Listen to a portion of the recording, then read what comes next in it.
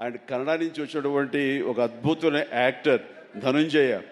ఆయన గురించి నేను విన్నాను కానీ సినిమాలు చూడటం నాకు ఇది చేయలేదు. బట్ పుష్ప చూశాను. పుష్ప ఎక్కడ అనేది నాకు గుర్తు రావట్లేదు కానీ డెఫినెట్గా ఈ సినిమాలో చాలా మంచి గుర్తింపు వచ్చింది. తను కూడా మంచి ఆర్టిస్ట్గా తెలుగు యాక్టర్గా తను సెటిల్ అవుతాడు అంటలో ఎలాంటి సందేహం లేదు. All the very best Dhananjaya. And Kannada నుంచి వచ్చినటువంటి ఒక అద్భుతమైన యాక్టర్ ధనుంజయ.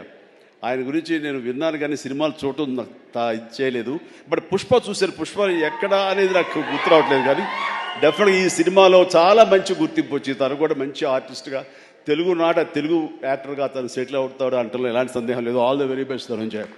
అండ్ కన్నడ నుంచి వచ్చినటువంటి ఒక అద్భుతమైన యాక్టర్ ధనుంజయ.